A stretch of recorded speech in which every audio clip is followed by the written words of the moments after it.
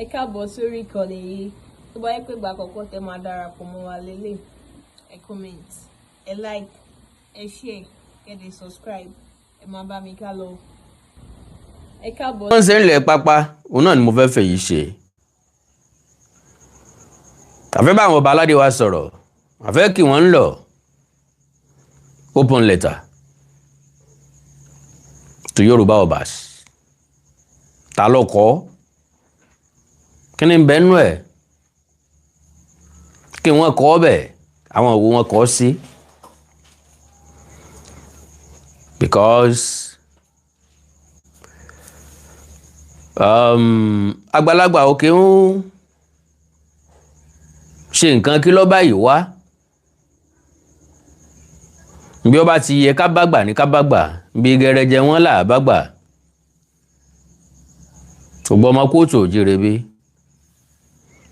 Àkàndọ̀rọ̀ Ẹ̀kọ́nkọ́ ti sọ sẹ́yìn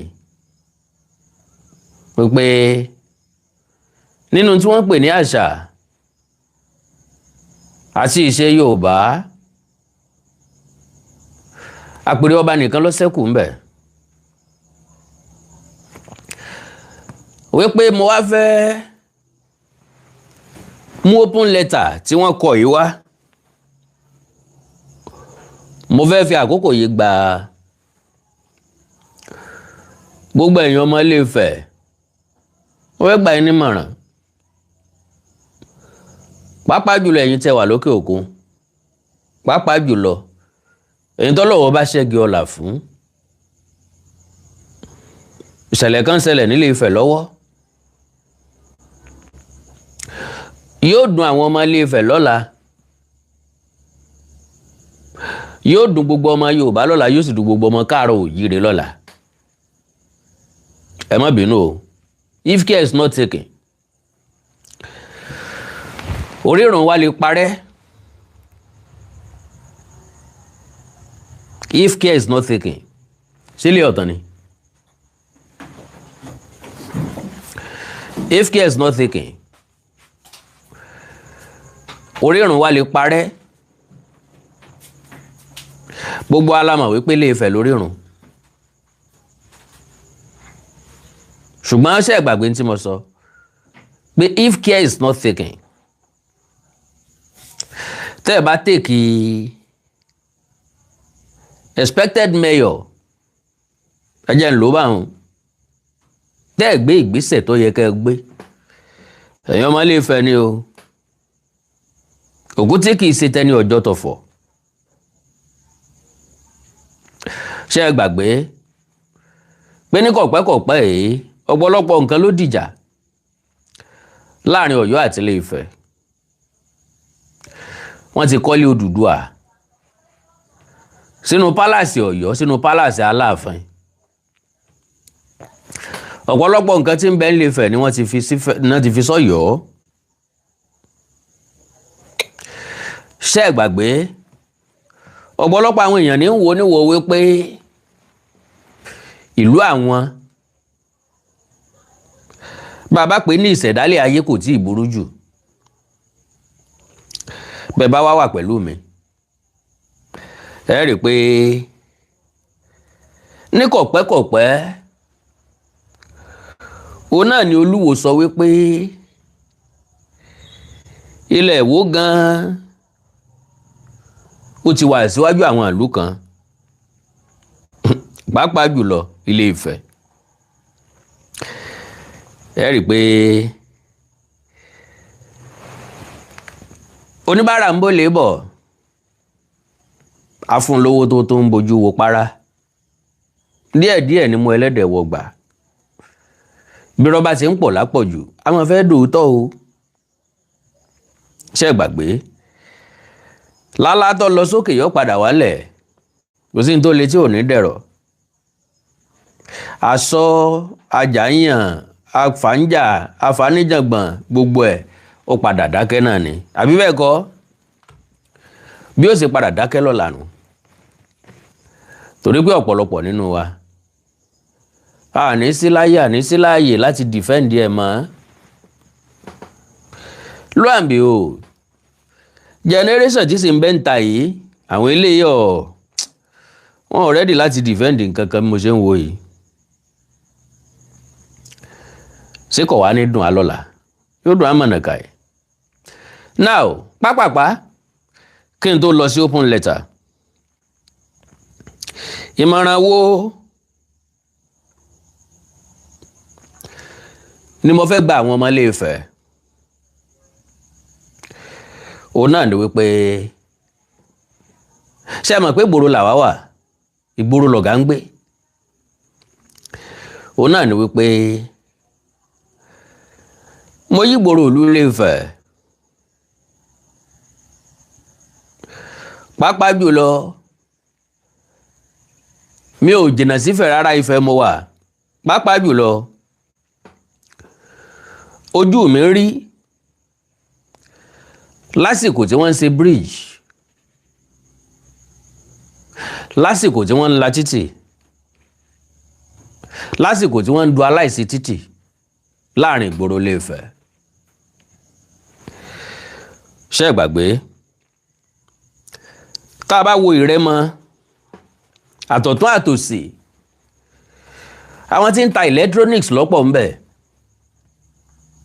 láti la gèrè ń bí látọwọ́ ọ̀tún sọ́wọ́ òsì tí tá a fi máa dé pálásì Ọ̀ọ̀ni. Mo nígbàgbọ́ pé àwọn ọmọ Ifẹ̀ tí ń gbọ́ mi àtàwọn tó súnmọ́ Ilé Ifẹ̀ tí ń gbọ́ mi, wọ́n mọ̀ wípé òótọ́ ọ̀rọ̀ náà làkàndọ̀rọ̀ Àwíkòǹkò ń sọ. Àwọn tí wá ń ta electronics ọ̀hún, 97% ọmọ Ìgbò ló wà ń bẹ̀. 90 kí ni mo pè? 97% ọmọ Ìgbò ló wà ń bẹ̀. All right. Now, ńgbà tí wọ́n ti wá ń du aláìsí títì, tí wọ́n ti ń ṣe bíríìjì, tá bá wá ní ká wo Làgèrè lọ sí Ọbalùfọ̀n, lọ dé Ọjà Tuntun, lọ dé Sábó, lọ dé Fájuyì, àtọ̀tún àtòsí ń bẹ̀, yàtọ̀ sí Sábó tó jẹ́ pé àwọn Haúsá ló wà ń bẹ̀. Àtọ̀tún àtòsí gbogbo Ọbalùfọ̀n, aṣọ wọn ń tà ń bẹ̀, top, jeans, trouser, nkankan, lọ́tún àtòsí àti bàtà. Àwọn tó wà ń bẹ̀ náà tí ń tajà ń bẹ̀, 95% wọn ọmọ Ìgbò ní bẹ́ẹ̀. Ẹjà mìíyàn tá bá wá wo Adérẹ̀mí, láti Adérẹ̀mí, láti Làgèrè ń bí wọnú Adérẹ̀mí títí dé Òrótó nkankan, ọ̀tún àtòsí àwọn tí ń bẹ, àwọn tí ń ta táyà, àwọn tí ń ta fóònù nkankan, lo and behold 60% wọn ọmọ Ìgbò ni. Níbo ni mo wá ń lọ gangan?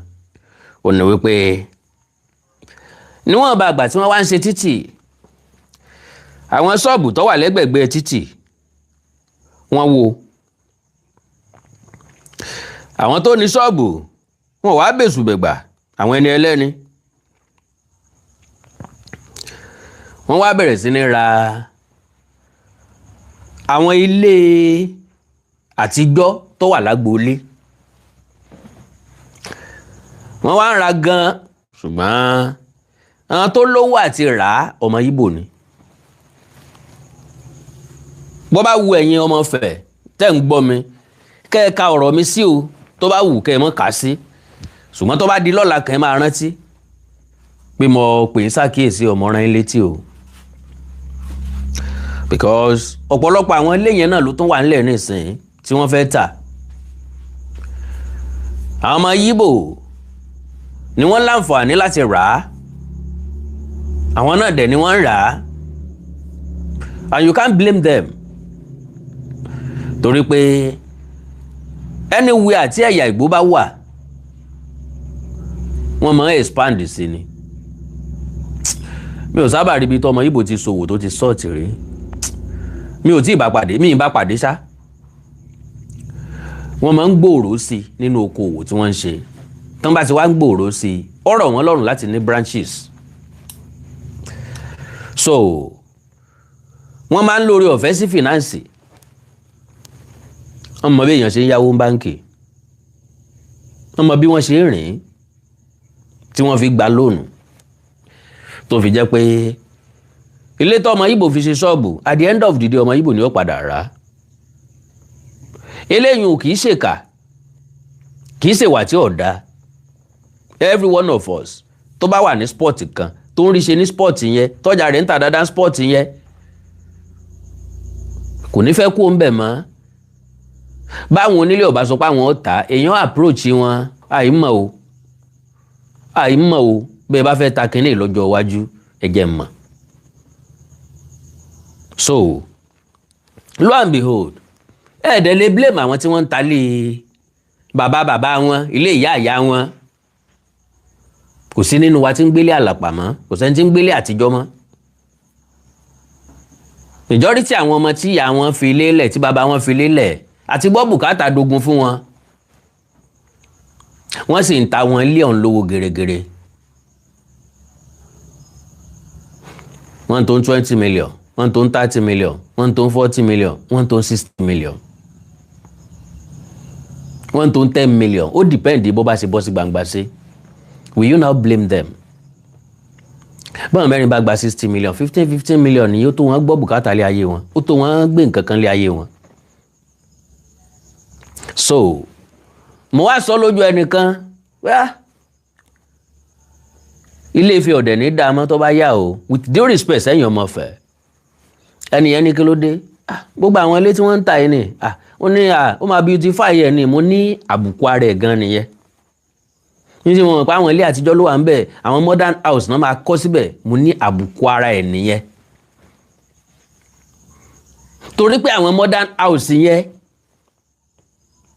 ni yóò mú Ilé Ifẹ̀ remain as orírun.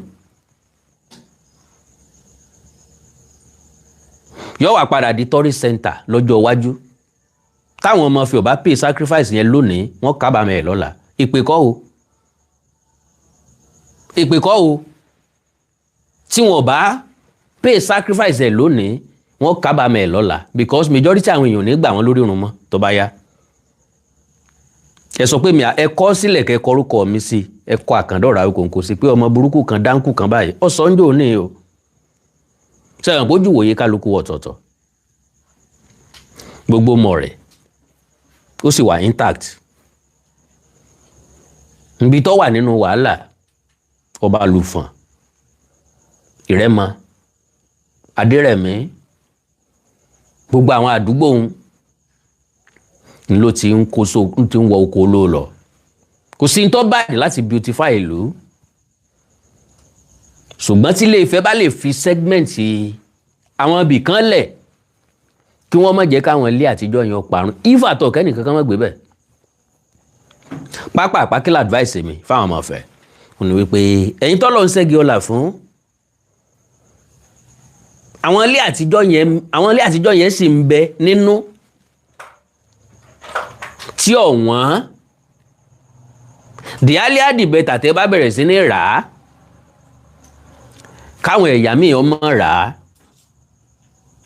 ẹ lè kú lọ́lọ́bẹ̀ o ẹ ń bá ti pọ̀ jù ládùúgbò kan ní ọ̀lẹ́nu ń bẹ o wọn ó du chairman local government mọ́ ń lọ́wọ́ lọ́la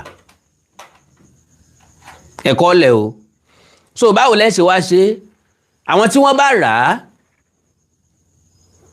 do you know àwọn ilé àtijọ́ tọ́pọ̀lọpọ̀ èèyàn ń ṣe lónìí ìtàlẹ́ ti mọ̀ pé ilé àtijọ́ ni bẹ́ẹ̀ bá dénú ẹ̀ gbogbo ohun tí èèyàn ní nínú ilé ló máa wà ń bẹ̀ á beautify inú ẹ̀ á rẹ̀ inú ẹ̀ dáadáa á lẹ̀ táìsì mọ́lẹ̀ wọ́n á tún ṣe wọ́n á beautify ẹ̀ àwọn èèyàn gidi ọmọ gbà wọ́n mọ̀ gbé bẹ̀ láti retain ẹ̀ tó bá possible ṣùgbọ́n bàbá dín lọ́kàn wípé ẹ o ẹ ń bá lè rà kọ́ rájà re ntọ́ bá lè dàkọ́ dà lọ́la bá àti ẹ̀mọ́ gbà wá lórí irun mọ́ alálàáfíà no problem ẹ̀já gò ọ̀sọ́hun ẹ̀já jẹ́ káwọn ọmọ Ìgbò ọmọ ra gbogbo ilẹ̀ wa lọ tó bá di lọ́la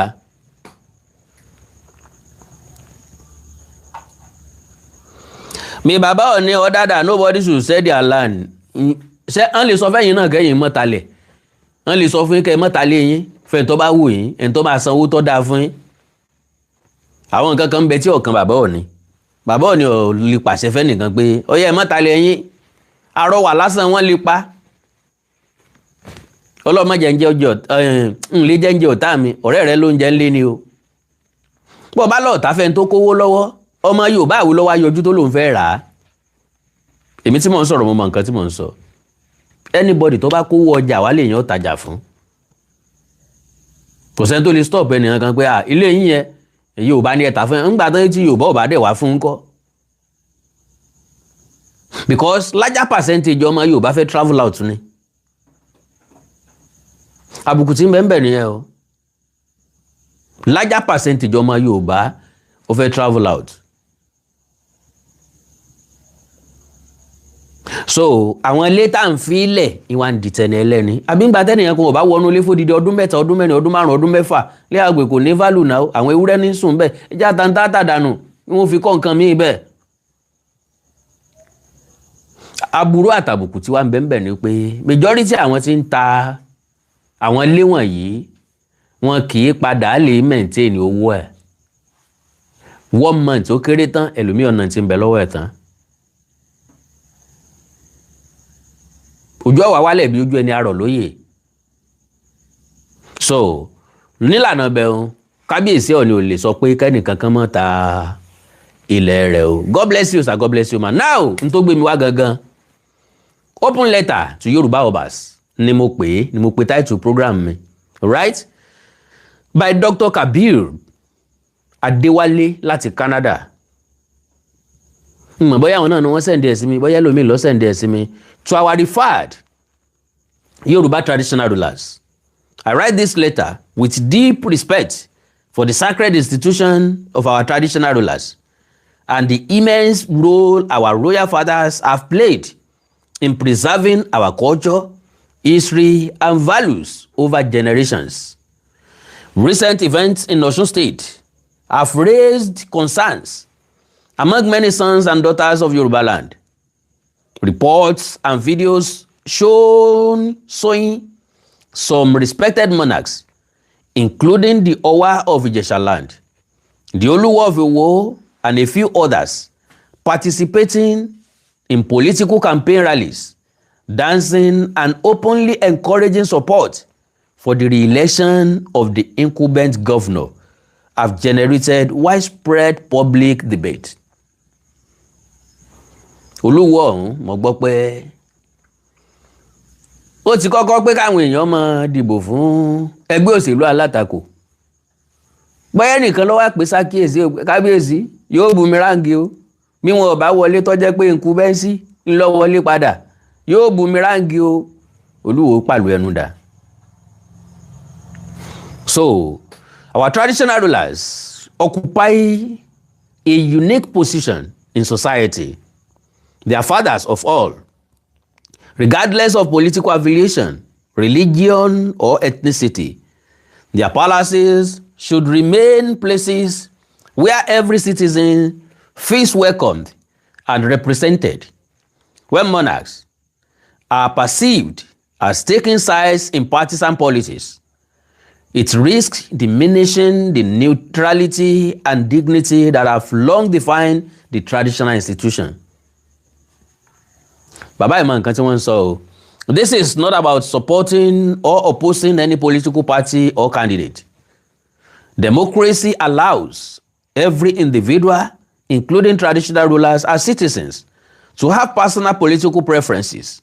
However, the public display of partisan support by referred monarchs may weaken public confidence in the impartiality of the institution they represent. Now, naturally, àwọn èèyàn kan máa ń sọ wípé kò yẹ kó bá ó ṣòṣèlú, ọba ò gbọ́dọ̀ ṣòṣèlú, ẹ jẹ́ àkọ́kọ́ right off our heart, off our mind, pé kò yẹ kó bá ó ṣòṣèlú, bó ọba sí ń bẹ̀, ó gbọ́dọ̀ béèrè pé bó náà ṣe pín o, ọba gbọ́dọ̀ ṣòṣèlú o, ọba sì ń ṣòṣèlú. Ṣùgbọ́n àwọn ọba tí látàyé àbáyé làwọn ọba tí ń ṣòṣèlú tán ti ń gbé síta síbẹ̀ ẹgbọ́ ti bàbá wa Adéníran Adéyẹmí ẹlẹ́ẹ̀kejì gbangba ló tako ẹgbẹ́ òṣèlú àwọn Awólọ́wọ̀ ló kéde gbangba àtìlẹ́yìn fẹ́gbẹ́ òṣèlú NCNC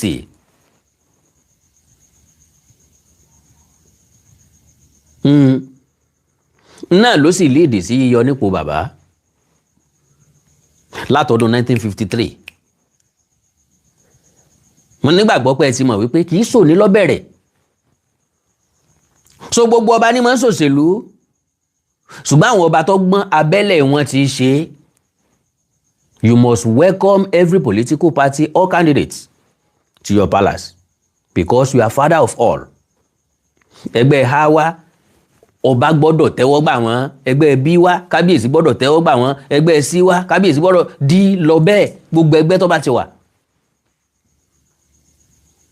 ń ṣe pé kẹgbẹ́ ha ó wá kí kábíyèsí ó tẹ́wọ́ gbà wọ́n kó wá dẹgbẹ́ sed káwá torí pé bóyá àwọn ẹgbẹ́ eléyìn ò tí ì lówó lọ́wọ́ àbí structure wọn ò lè kí kábíyèsí ó sá kúrò láàfin káwá pé a gbọ́dọ̀ rí wọn o àbẹ́ ẹgbẹ́ òṣèlú tó ti kọ́kọ́ wọ̀ gbọ́dọ̀ rí apẹ̀lẹ́ ẹgbẹ́ òṣèlú mi bọ́n ṣe ń wà láti máa sọ fún wọn ẹ wá o inú lo kíní ẹyẹ gbé ni o ṣùgbọ́n kì í ṣe pé káwá gbé lójú o ìyẹn gan máa ń fún ọba ní ìfọ̀kànbalẹ̀ torí n tó sọ fún a lọ sọ fún b lọ sọ fún c lọ sọ fún d kálukú wọn ni ó ní lọ́kàn wípé tiwa lọ bá ń ṣe àkábíyèsí bá mi sọ̀rọ̀ wọ́n jẹ́ kí tìkẹ́tà ọgbọ́ o wọ́n lẹ́yìn wa làwọn wà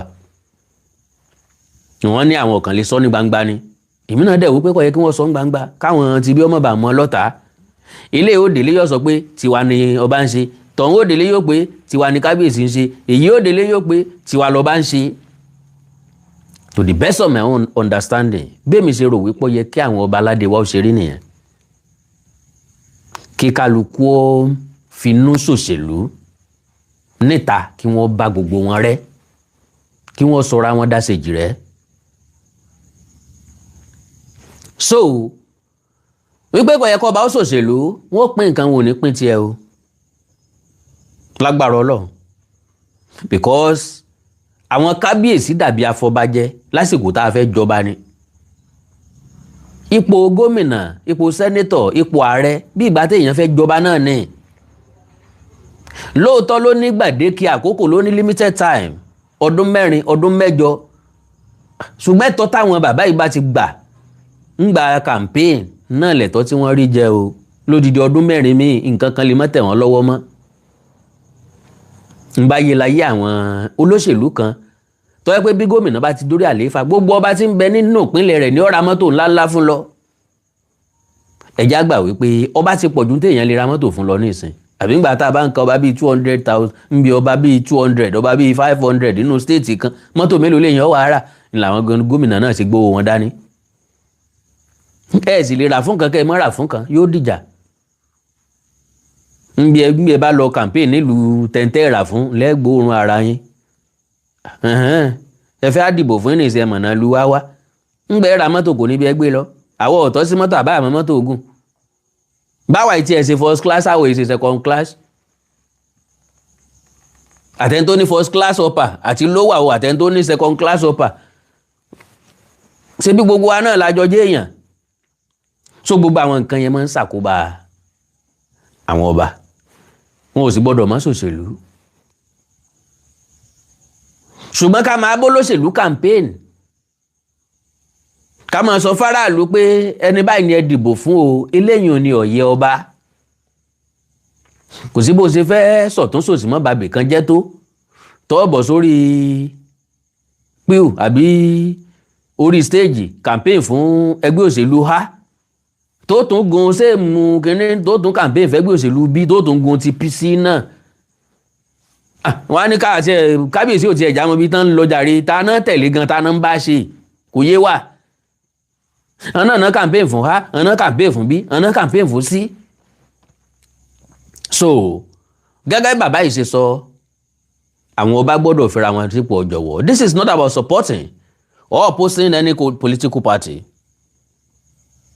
All candidates, democracy allows every individual, including traditional rulers, as citizens, to have personal political preferences. However, the public display of partisan support by referred monarchs may weaken public confidence in the impartiality of the institution they represent, because public lọ́rọ̀ òṣèlú apínyẹlẹyẹlẹ ni.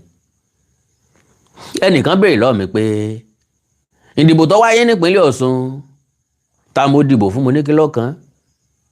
Ó ní ká sọ tòótọ́ ta lèmi fẹ́ kó wọlé gangan mo náà méjèèjì. Mo sì fọlọ́ ń búra pé bó ṣe rí lọ́kàn mi nù. Ẹ ń bá rí ọ wọlé náà méjèèjì, ẹ ń tó bá wù kó wọlé náà méjèèjì, ẹ ń tó rí bá gbé débẹ̀ ló gbé débẹ̀. Mi ì sọ̀tá gangan, mi ì sọ̀rẹ́ ẹ̀ gangan.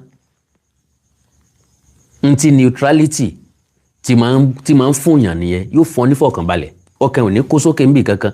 Ò ní sí gba gbé ká lélẹ̀ ọ̀wọ́lé ńkọ́, ká nítàn ọ̀wọ́lé ńkọ́. I can say it boldly. Láàyò ní pọ̀ sínú wọn. Ẹ ń bá débẹ̀ ni kọ́ ló ń jẹ́ rí tèmi ṣe ń bẹ̀. That is my own prayer. Kí wàá lọ́wọ́ mọ́ dé lásìkò tó ń tọ́ ń bá wà lórí àlééfà. Ó kọ ẹbí kálukú wọn ni wọ́n ń gbé lárugẹ. Kì í sóko ẹbí tọ̀dọ̀ mi. Wọ́n bára wọn jà, wọ́n ṣe gbá, wọ́n ṣàwo. Démọ́lá lọ s'Àbújá. Ó rè gbé sàtífíkẹ́ẹ̀tì hàn Tinubu. Davido tẹ̀lé lọ. Wọ́n yà lọ́dọ̀ Wike ní ọ̀jẹ́ kan rẹ́jísítà lábẹ́ ẹgbẹ́ òṣèlú PDP. Ìwọ ó sì fẹ́ para rẹ̀ ńlé. Ṣe ni Davido rọ̀ mọ́ Wike lọ́rùn. Tán jọ ń ṣeré pa. Olówó mọ́ra wọn o. Tó bá jẹ́ kẹ́nìkan orí ọ lò fóṣèlú, tó bá bóṣèlú lọ, wàhálà lé ayé ti ẹnu. Ogé lápá nítorí òṣèlú, o fẹ́ da lápá kan ni. Ogé lẹ́sẹ̀ nítorí òṣèlú, o fẹ́ dẹ lẹ́sẹ̀ kan ni. O kú nítorí òṣèlú, o forí gbálẹ̀ nítorí òṣèlú, o fẹ́ dà bẹ́ẹ̀ ni. Wàhálà lé ayé ti ẹni yẹn. Lẹ́yìn ìbò, Démọ́lá Adélékè àti Oyètọ́lá ó tún jọ ṣe. Ó lè di lọ́la nísìnyí kó Oyètọ́lá àti Arẹ́gbẹ́ṣọlá ó tún padà jọ ṣe. Ó lè di lọ́la nísìnyí k'Arẹ́gbẹ́ṣọlá àti Tinubu ó tún jọ ṣe. O rò pé kò bọ́ sí, o rò pé ò possible. Àwọn àgbààgbà ẹgbẹ́ òṣèlú kan bẹ tí Tinubu fẹ́ràn, tí Tinubu respect. Do you know? Àwọn àgbà ẹgbẹ́ òṣèlú kan bẹ l'Ékòó, ẹgbẹ́ òṣèlú APC. Bọ́lá Ahmed Tinubu mọ̀ respect wọn o. Bàbá kan wà nígbà kan tán pè ní Ọ̀sìn. Mi rántí bàbá yẹn mọ́, bóyá bàbá yẹn ṣì wà. Tán bá kóra wọn jọ bẹ́ẹ̀ tán wá mú Arẹ́gbẹ́ lẹ́yìn lọ síwájú Tinubu, aláìrin ní orin pàdé ẹ̀. Ọmọ burúkú rẹ̀ tán wá bẹ́ẹ̀. Ọmọ rẹ ni bí wọ́n ló ń bí ìdí ẹ bọ̀. Já gbàgbé ọ̀rọ̀ àná, àní já ṣiṣẹ́ fún second term yóò tún yà ọ́ lẹ́nu. Wọ́n fi rẹ̀ ṣòfò nítorí olóṣèlú. Òye ilé ayé lè mọ́ yé àwa. Ṣùgbọ́n òye nǹkan díẹ̀díẹ̀ ó yé wa. Ńlá iṣẹ́ làágùn nítorí nǹkan kan. Ọ̀nà àtijẹ́ kálukú wọn wọ́n wá káàkiri o. Ntọ́ bá dìjà láàrin wọn, ọ̀nà àtijẹ́ fẹ́ dí ni. Tọ́jú ọ̀nà àtijẹ́ tiẹ̀. Kí ni business ẹ̀? Bójútó. Wọ́n bá gbọ́n sòṣèlú níbì kan ibi tí wọn ó ti rọ́jà tà fún wọn ní kó o make. Wọ́n bá gbẹ́gbẹ́ òṣèlú há ni pé há ni ẹ̀yin ni tí ń là ń ṣe. Wọ́n yẹn bá dẹ̀ wọ́ lọ tẹ́gbẹ́ òṣèlú bí bá tún dé pé ara àwọn pẹ̀lú láwọn ẹgbẹ́ òṣèlú hálẹ̀ kan èmi bó o ọjà mi mọ́ mọ́ ń tà fún wọn. ń ṣàwàdà a sì jọ ń ṣàwàdà náà ni tí mo ṣe o bàbá ọkọ mi ẹ̀yin mo bá lọ o. Wọ́n ṣe ṣẹlẹ̀ ayé nù. Because àwọn tí wọ́n ń ṣòṣèlú gan kì í jẹun òṣèlú. Yes, majority tí ń tẹ̀lé olóṣèlú lẹ́yìn wọn ò yàtọ̀ sí ẹni tí ń tẹ̀lé eégún lẹ́yìn. Ọ̀gbọ́ Yorùbá ní kò sẹ́ni tó lára àyà bí ẹni tí ń tẹ̀lé eégún lẹ́yìn. Torí béégún ọ̀bá lè léré yóò fara gbà torí ará ọ̀run. Gẹ́gẹ́ bẹ́ẹ̀ lọ̀rọ̀ òṣèlú ṣe rí. Ó ń tẹ̀lé olóṣèlú sẹ́yìn lẹ́yìn, wọ́n wá kó yín sínú mọ́tò láti Ìbàdàn, wọ́n kó yín lọ Kaduna, wọ́n wá há 10,000 lé lórí lọ́wọ́. Wọ́n ti fi ń pòrun o. Wọ́n ní ẹ wá lọ dúró sójú ọ̀nà kan, gómìnà kan ń bọ̀, kẹ́ ẹ tò sọ́tún kẹ́ ẹ tò sósì. At the end of the day, mọ́tò ọ̀fẹ́ lẹ́wọ̀ lọ, mọ́tò ọ̀fẹ́ lẹ́wọ̀ padà bọ̀. Owó tán fún ìgbà tẹ́pin 225 lọ́kàn yìí. Oríire wá dà ń bẹ̀. Ronú ẹ̀ ni mò ń sọ fún ọ. Tó bá sì wù ọkọ mọ́ ro.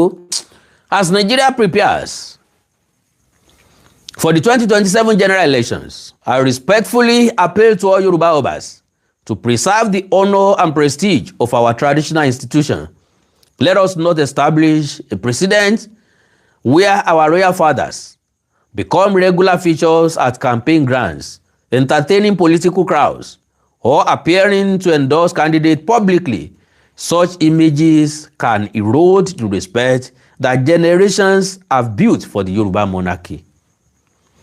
Sorry sir o, nbi eléyìn pé ìbò ààrẹ tí ń bọ̀ lọ́nà tí president la pè sá ẹni tí ó bá tẹ̀lé Aṣíwájú Bọ́lá Ahmed Tinubu lójú ẹ̀ bí ìbá tẹ̀ tako ni ọ̀tọ̀ ni tí ó sì gbìn sọ́kàn ẹ̀ sì ní rójú rere ẹ̀ ojú gbogbo ayé ni mo ti ń sọ yìí nígbà tí Peter Obi ń campaign ní East. Do you ever see any ọba tí ó jáde tán fún support ẹ̀? Mo pick point yín sá o wípé kò dáa kí wọ́n wà lórí podium kán mọ́ bá wọn campaign. Yes.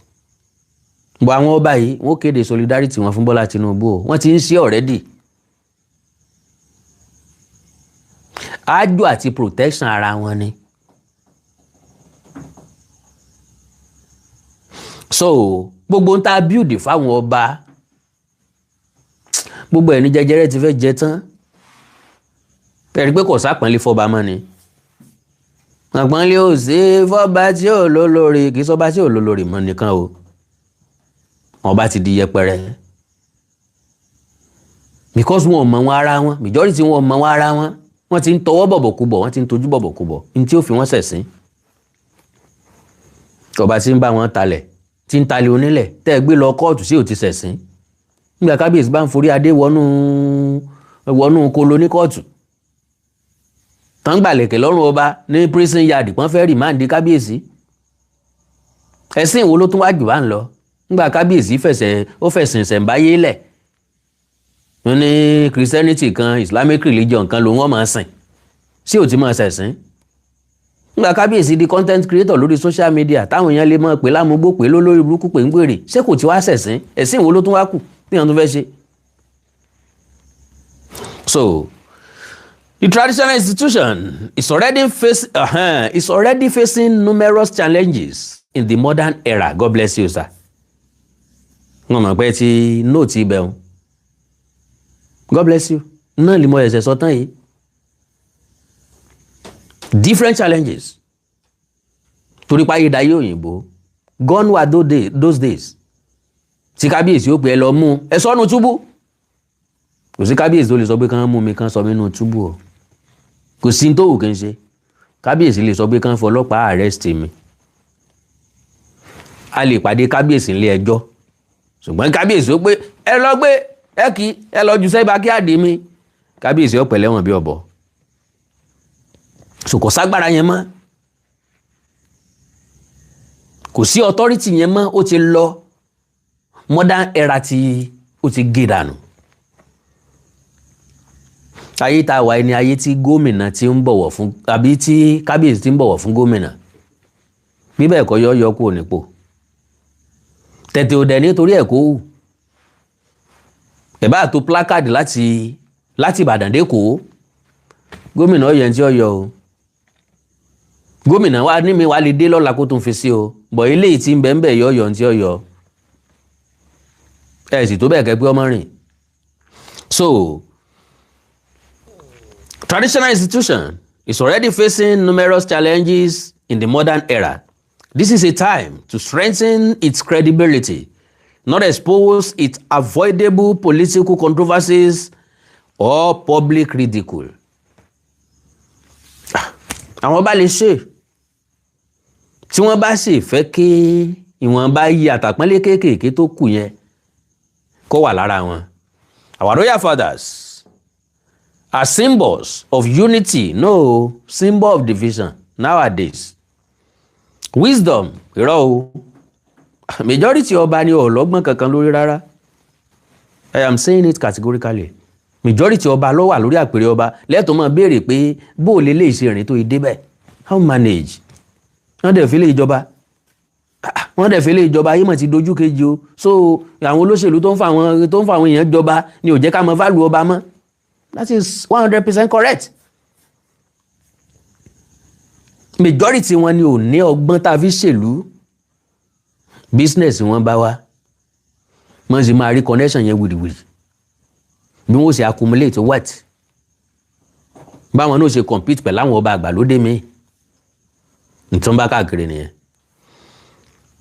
Wisdom and continuity irọ́ o kò sí ti ń jẹ́ continuity lọ́dọ̀ àwọn ọba mọ́. Continuity of what? Ọba kan dé ó ní ẹ̀sìn tó gbé òun dórí àlééfà kì í ṣẹ̀sìn bí ṣe ń fa aya ní ń tẹ́ mọ́lẹ̀ ní ń rí mọ́lẹ̀. Continuity wá dà ń tán pè ní continuity níbi tọ́ba kan ti síwọ́ kọba mi ò tẹ̀ síwájú. Continuity wà on paper that is tá a bá fẹ́ ka iye ọba tó ti jẹ nínú ìlú pé 30 ló ti jẹ o 29 ló wàjà o 30 ní bẹ lórí oyè ìyẹn ni continuity kan ṣoṣo tó kù ń bẹ. Kò sọ́ba tí ń dé adé ìṣẹ̀ǹbáyé mọ́ kálukú ń ṣe adé tí ẹ̀bọ́n ṣe ń bọ̀ ni. Mo ti sọ́rí àwọn ọba tọ́ba mi àwọn adé tọ́ba mi ń dé tọ́pọ̀lọpọ̀ ìṣẹ̀dá ti làágùn sí ìyẹn ni wọ́n fi ń gègùn fún èèyàn tí máa ń mú èèyàn kì í sáré táwọn ọba gbé orí nìsín. Irú adé bẹ́ẹ̀ náà máa ń sọ pé ẹ sọ fún kábíyèsí kó lọ sígbà wà wò ẹ pé kó sí adé wò tí ó kú bí èèyàn sí adé ìsìn ìwó oníṣìn yóò tún fi sórí ìtàn ni o tọ́ máa jẹun. Àtàlẹ́ máa jáánú ẹ̀ kálùbọ́sà máa kónú ẹ̀ ó tún mú nǹkan rẹ̀ jẹ́ bí ó tún fadé orí padà. So their voices should be those of peace. Àwọn ọba gan ní fàjàngbàjù ní ìsìn justice kò sí justice mọ́ and reconciliation ó difficult fún wa láti reconcile àwọn ọba wa. Aláàfin àti Olúbàdàn báyìí ni Aláàfin àti Ṣọ̀ún báyìí ni Aláàfin àti Ọ̀ọ̀ni báyìí ni.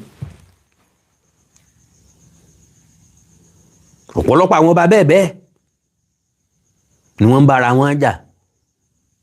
Ìlóbù Ẹ̀rìn Ọ̀ṣun Ifọ̀n Ọ̀ṣun àwọn eléyìí ọdún tó lọ wọ́n túbọ̀n síra wọn lára. Reconciliation wá dà ìjọba ẹ̀sẹ̀ ń kéde curfew kọ́ba kan ò lè pe kéjì pé wọ́n láwọn ọmọ kan ṣe kinní kan bẹ kábíyèsí ẹ má wọ́rì ẹni sùúrù wọ́n ó ṣèwádìí kan sì foríkorí kan sì yanjú ẹ̀ fúnra wọn. Symbol of reconciliation wá dà láàrin àwọn ọba àwọn gangan ò lè dá ọ̀rọ̀ ìjà yanjú ìbọn ni jíjó níná dànù ọ̀pọ̀lọpọ̀ ọba ni ó tún kó mọ̀ fáwọn ọmọ ìlú ẹ̀ ẹ lọ tú sí ńlá ẹ gbọ́dọ̀ gbà. So now not partisan competition their greatest strength lies not partisan competition. Kí ló dé tí partisan competition ṣe wà ní pé majority ọba ò níṣẹ́ lọ́wọ́ ṣé ń gbọ́ mi sà majority wọn ò níṣẹ́ lọ́wọ́ ní tí ó gbọ̀n lẹ̀ látọwọ́ olóṣèlú ń lọ sọ̀bàdẹ́rú ń lọ jẹ́ kọ́pọ̀lọpọ̀ ọba máa campaign fáwọn olóṣèlú. Ọ̀gá gómìnà àbí ọ̀gá candidate náà sáré pé kábíyèsí jà fitafita fáwọn o kábíyèsí gbìyànjú o adúrú bí wàá kábíyèsí ńlá gùn sáwà ní fún ọ ní nǹkan kan ni. Ẹ bèrè àkáǹtì bàbá ẹ sọ kinní kan mílíọ̀nù sí wọn lápò. N tí wọ́n jẹ nìyẹn o n tán jẹ nìyẹn o. So their greatest strength lies in standing above politics while remaining available to counsel all leaders regardless of party. Kí kábíyèsí ọmọ counsel àwọn leader of the party. Gbogbo ẹ̀ náà àwọn olóṣèlú gbọ́dọ̀ drop nǹkan. Tí wọ́n bá drop nǹkan táwọn kan bá wá tí ò drop nǹkan ẹlòmíì wá yóò drop nǹkan. And lo and behold ẹni tó múlẹ̀ ni anybody ó tẹ̀lé lọ. Kábíyèsí ẹni tá a láyé tẹ̀lé tẹ́lẹ̀ nǹkan ojú ẹ̀kọ́ ló ṣe ni ọwọ́ ìfò lọ́ba wà wọn mú nǹkan kan lẹ̀ ọ̀sẹ̀ mu lọ́gbẹ́ ọ̀tàgùrọ̀ lọ́fà wádéédé ọ̀gbẹ́ ọgbẹ́nu òkè ọ̀fẹ́ ló rò pé ń ro fi wọ́n lẹ̀ yóò sàn náà nípẹ́ ìṣí kọ́bà nídìí fún so ọlọ́run ràn yín lọ́wọ́ o. Now, I sincerely hope this appeal will be received in the spirit in which it is written, with love for Yoruba land, respect for our royal fathers, and concern for the future of one of Africa's most respected traditional institutions. May wisdom continue to guide our revered Obas, and may Yoruba land continue to flourish in peace, unity, and progress. Dr. Kabir Adewale, Canada. Àánú Olódùmarè ní fi Dr. Kabir Adewale sílẹ̀ láti Canada. Bàbá ìfẹ́ ilẹ̀ káàárọ̀ oòjíire tẹ́ ẹ ní Ọlọ́run ó nífẹ̀ẹ́ yín gbogbo èso tó tara yín jáde ò ní mọ̀ nira. Àkàndá ọ̀rọ̀ Awíkonko kì í nù kọ́pọ̀ o. Bí mo ṣe rí náà lèmi náà sì sọ pé kí n drop ẹ̀ fún yín. Mo sì rò pé mo bá pàdé mo sì rí pé mẹ́sẹ̀jì ń bẹ yóò wúlò fáwa yóò wúlò fún ìran wa lónìí àbí lọ́la yóò sáwà lákọọ́lẹ̀ pé Dr. Kabir kan ọkọ̀wé kan o ọkọ̀ àpilẹ̀kọ kan yóò sì wà nú àkọọ́lẹ̀ ní pé Àkàndá ọ̀rọ̀ Awíkonko kan ó bá wọn kà jáde ó possible káwọn yóò ti sọ fún wọn pé mo mọ̀ ní Canada kan sọ Mr. Kabir Awíkonko ka kíní sẹ́kọ̀ o so mi mọ̀ bóyá mo lẹ́ni tó fẹ́ ní kọ́mẹ̀ntì lórí ẹ̀ o láì kan náà lẹ lè pèsè +234 915 147 9599 +234 915 147 9599 pàápàá jùlọ àwọn ọmọ Ifẹ̀ lórí eléyìí tí mo sọ nípa àwọn ọmọ Ifẹ̀ wọ́n lè ká sáwàdà lónìí but 10 years to this time bóyá mo wà láyé àbí mo tún wà láàyè àbí n ò sí láyé àbí n ò sí láàyè ẹnìkan rántí ń gbà náà yóò sọ pé ọmọkùnrin kan dẹ̀ sọ bẹ́ẹ̀ ń jó ni o so Àkàndá ọ̀rọ̀ Awíkonko ẹ jẹ́ mọ́ fèyí ṣe lọ ẹ láìkẹ́ follow page mi lórí Mr. Túndé Okoli hello sir. Bàbá wo. Ẹ kọ́ alẹ́ sà o. Ó tọ́jọ́ 3. Ó tọ́jọ́ mẹ́ta sà. Ẹ pẹ̀tù. Yes sir.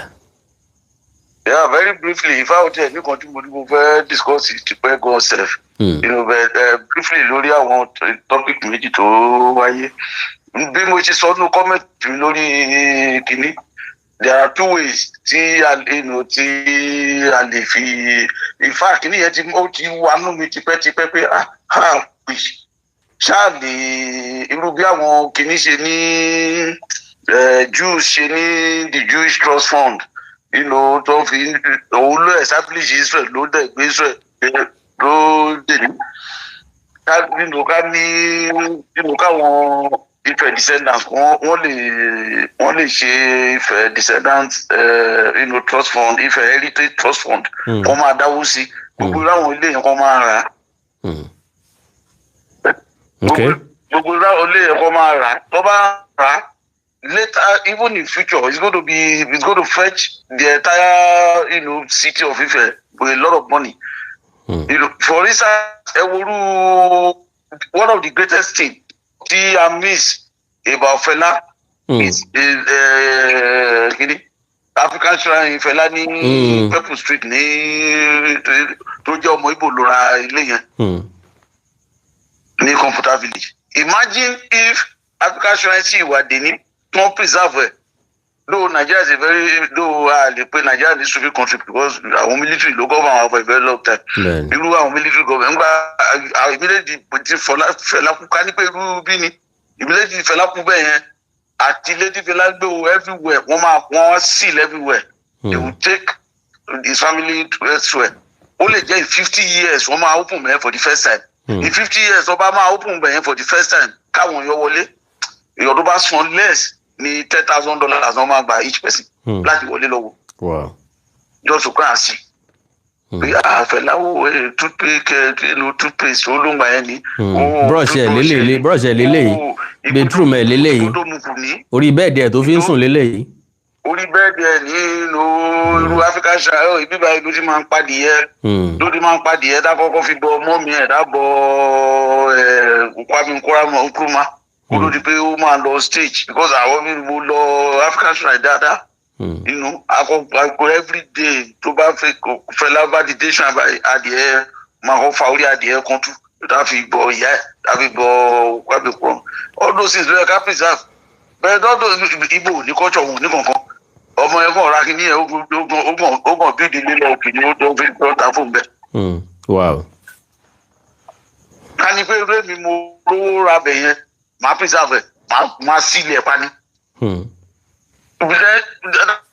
In 20 years bá máa open bẹ̀ yẹn owó tí máa pa I'll be a billionaire multi-billionaire naira. Àwọn tó máa wá láti ìlú Ìgbò gan ló wá wò lásán gan tẹ̀ ti tó mi. Honestly baba. So yẹn bẹ́ẹ̀ so if people can think about that. Alright. Ló gẹ́gẹ́ bó ṣe sọ ìbí tẹ̀ tí kọ́kọ́ sọ lórí kìíní gbẹ̀gbàdẹ́ tí wọ́n sọ pé ó máa difficult fún èmi kọ́ ni pé bàbá wa òde ìṣá lè pàṣẹ kẹ́tìbọ̀dì máa ta láìláì láìláì. Bẹ́ẹ̀ gẹ́gẹ́ bẹ́ẹ̀ ṣe sọ mo tún wá padà rí ròyìn pé after tí mo lì sí dáadáa pé òótọ́ máa ní ṣé ẹ̀ṣẹ̀ tí ọ̀nì ìrìṣà bá máa pàṣẹ kó dẹ̀ fowó tì í lẹ́yìn. Kò jù bẹ́ẹ̀ lọ o. Àwọn tó bá fẹ́ ta lé yẹn. Kò jù bẹ́ẹ̀ lọ o ṣùgbọ́n pé ẹ má ta lé yín. Yóò dìjà. Ó máa cause clashes. Lágbára Ọlọ́run. Then àwọn bá wá ọmọdé làwa akọ̀lé tó gbà wọ́n bá wa nímọ̀ràn. A tó gbà wọ́n mọ̀ràn. Ẹ ló bàbá àkín sọmọdé mọ́jàre. Èmi náà contest election rí. Okay sir. Mo dẹ̀ rí àwọn bákan ńgbà mo fi contest election but I saw the way they behaved. Some of àwọn bákan wà tó jẹ́ pé they were very very smart. Even when you knew man yóò support yẹ but the way they welcome you. Mo rí kan tó jẹ́ pé mo mọ̀ pé man yóò support mi o wallahi ta'ala my brother ẹ kò sí àwọn eléré ìbílẹ̀ everybody kábíyèsí wọ́n gbà sílẹ̀ dè mí tí wọ́n fi welcome wa. Mo dẹ̀ mọ̀ pé I knew I was not going to win his constituency. Mo mọ̀ pé mi ní win constituency mo mọ̀ pé kò sí kan tí mo fẹ́ ṣe láti win yẹn. Bá lọ sọ gbogbo ìwé kò di èèyàn kan wá dìbò mbẹ́ yẹn wọn tó bá máa di pé wọ́n fẹ́ tẹ̀ ibi táwọn máa ń tẹ̀kù sí normally ni wọ́n máa lọ tẹ̀ sí wọn ní ìtẹ̀fún pàtì wa. But this man welcome me like iṣẹ́ mọ̀. We remain friends today. Sure. We remain friends today. So àwọn bá wa wọ́n gbọ́dọ̀ imbibe irú àwọn kinní yẹn. Bẹ́ẹ̀ni. Irú àwọn ìwà yẹn. Ọba o kò sí ọba ò lọ́ta. Ọba ò gbọ́dọ̀ lọ́ta kò dẹ̀ gbọ́dọ̀ lọ́mọ kan tó prefer. Bẹ́ẹ̀ni sir. Láàrin ìlú particularly when it tó bá di dọ̀rọ̀ politics èèyàn tó rò pé máa wọlé tó bá wọlé ńkọ́. Bẹ́ẹ̀ni ojú èèyàn jẹ ojú. So what will you do? Èèyàn jẹ ju èèyàn. Ṣé wàá sápamọ́ wàá sá lọ kó lu ẹ for the next 4 years. 4 years dẹ́kun díẹ̀ akọ̀rò pé kò gùn ni. Bẹ́ẹ̀ni o ó gùn díẹ̀ o. 4 years gùn díẹ̀ kò ṣe. Èló náà lábẹ́ ló láyé tó di ọdún mẹ́rin tí ọba máa sá kiri for good years. I don't know. Yeah. God bless you sir. Major tí mo fẹ́ sọ. Okay sir. Mo sì ń wá fídíò yín ni. Okay. If you remember a wà lórí program jọ kan ni mo máa kàn pè wá láti America tó narrate story ọmọ ẹ̀. Okay. Tó gbé lọ summer camp. Okay. Tó lọ bá ọmọ Igbo kan bẹ̀. Yà bẹ́ẹ̀ ni. Igbo yẹn wá sọ pé tó lò fẹ́ bá a ṣe nǹkan kan. Well, it is not about Tinubu. Bí mo ṣe wo yìí, as far as Akosa has won his election anyway. But pé wọn as Yorùbá dáadáa jẹ́, a ò kì í gbòòsì rẹpẹtẹ. A máa ń fi àyè lẹ̀ fún benefit of the doubt. Bẹ́ẹ̀ni. Bẹ́ẹ̀ni. So he's going to win the election by the special grace of God. He's going to win the election. But it is for our people to know. Gbogbo àwọn ọmọ kan jẹ gbàgbà kò sí ibodò like ẹ. Look at that profound hatred from these people to us. Wọ́n ọmọ wọ́n gbé sínú ọmọ kékeré. bóyá ọmọ tòun ló jẹ́ 11 ọmọ tí Igbo jẹ́ 9 ọmọ tí wọ́n jẹ́ 9 ọmọ tí Igbo jẹ́ 11. Can you imagine 11 or 9-year-old boy? káti ẹ̀ pé 11 làwọn méjèèjì. I don't want to have anything to do with him. They belong to the same group with this person, with this child. ọmọ Yorùbá yẹn dẹ̀ fẹ́ kán fi òun sí gúrùpù ẹ̀ torí pé ọmọ Nàìjíríà ni. Yeah, only they are betrayers.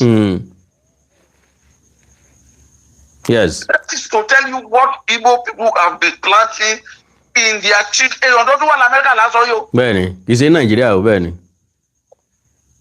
Igbo gan ìṣó fellow Igbo, landlord mi Igbo ni. A máa jọ ọ́ di fúnra ẹ̀ láwa mi ń bí báyọ̀ jiyàn politics rẹpẹtẹ. Bẹ́ẹ̀ fúnra ẹ̀ ló máa wá bá mi. Tó máa wá fẹ́ wá jiyàn pé Òbí Dájú Tinubu lọ́dọ̀ tiẹ̀. Kò sí wàhálà. Ebi Tinubu, aside the fact that pé ó jẹ́ ọ̀gá mi, I have seen what he has done in Lagos. Mo dẹ̀ gbé òun àdòbí àjò. Ìfá Òbí gan ti sọ fún yín pé Tinubu is better than me. Ó ní how? Obi is not living in Anambra to govern now. Tinubu's Lagos. Kí ló dé tí ò lè dúró sínú ìlú ẹ̀? He has to live Anambra. Tó bá ṣe dáadáa Anambra ló máa gbé. Àbí now? Why Lagos? He has to come and live in Lagos because that's where life is comfortable for him. That's where life is comfortable. So after these people, the vast majority of them, for títí ayé máa parẹ́, they will always envy us Yorubas. Oríṣiríṣi ló jáde every day. In fact, ẹ̀yin gan mo ṣe ń dókè ká ṣe program lórí DNA àwa Yorùbá tó ń discover tí àwọn scientists ṣe gbé jáde. We are the only human beings on earth nínú ayé tá a wà ilé ni o tí kò sí ẹ̀yà ẹranko kankan lára wa. Wọn ò rí DNA ẹranko kan, wọn ò trace any DNA ẹranko to us. We are the original human beings. Nǹkan tí science ń sọ fún wa nìyẹn. So we have to do a program. Tó bá ṣe é ṣe kẹ́ẹ̀dẹ̀ fi àwọn èèyàn wá lẹ̀ dáadáa kó ráyè gbé wọlé kó ní kálukú máa sọ experiences ẹ̀. Bàbá gbá research yẹn dáadáa. Ọ̀rọ̀ máa yẹ kó lórí mi ti everyday. Ó ní irú lọ́mọdé. How can somebody be so wicked to plan this kind of thing in an 9-year-old child? That's to tell you how much these people hate us. God bless you, Baba. Mi ní wáyé tì. So ẹ kú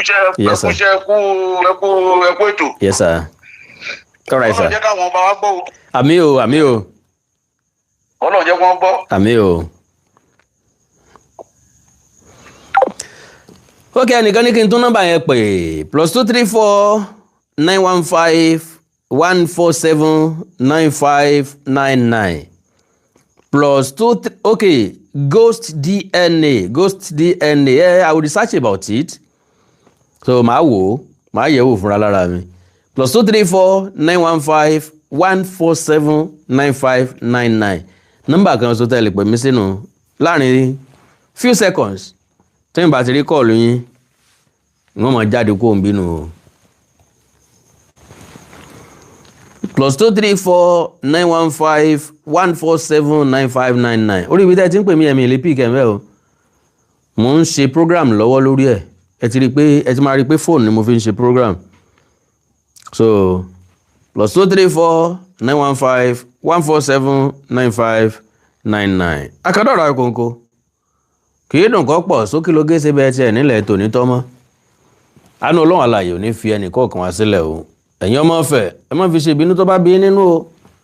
Ṣùgbọ́n òótọ́ ọ̀rọ̀ kì í dùn bí ìwọ ní rí ṣe ní máa ń korokoro bí ìjogbo. Àwa ìṣe wòlíì àìdé ìṣe bishop àìdé ìṣe general overseer. Ọ̀rọ̀ wa lè mọ́ tà ní ìsìn ṣùgbọ́n yóò tà lọ́la, trust me. So ẹ like ẹ follow page mi lórí Facebook Awikonko TV àti Awikonko television. Ẹ subscribe sí YouTube channel mi Awikonko TV àti Onídèmọdè TV Fónídèmọdè game show. Tẹ́ bá wò dáadáa Onídèmọdè ti gbàràdá bẹ́ẹ̀ ni lágbára Ọlọ́run ẹ máa gbádùn wa tètè ọ̀sọ́kọ́ Onídèmọdè game show. Ẹ̀yin náà lè kún wa lọ́wọ́ lórí ẹ̀ láti fún alẹ́bùn ká mọ fáwọn èèyàn wa bó ṣòwò 300,000 naira làwa ní lọ́wọ́ láti mọ fáwọn tó bá jẹ̀bùn wa. ẹ bá fẹ́ bá wa fi kún owó àwa náà ká máa fún 1 million naira àti bẹ́ẹ̀ bẹ́ẹ̀ lọ àtàwọn ẹ̀bùn míì bẹ́ẹ̀ bẹ́ẹ̀ tẹ́ ẹ bá ní láti fi kún wa lọ́wọ́. àánú Olódùmarè ní fi sílẹ̀ o, ilé onílé wa ta o, ọ̀nà nínà wa wọlé o, èmi àtẹ̀yìn kájọ fa ìkú dẹ́gbẹ̀rà ẹ̀ ní rí bànújẹ́ àní rí bànújẹ́ ó dàárọ̀ o, òrùn ayọ̀ lásùn àní tójú òun dojúkọ. I love you all. Bye gàrí o. ilé tìyá kan dààmú rélé mi o, ilé mọ̀ ìyá ìyẹrú ọ̀kìn mo ti ń lọ, dádì mọ́mì alákàndá ló ń dágbére.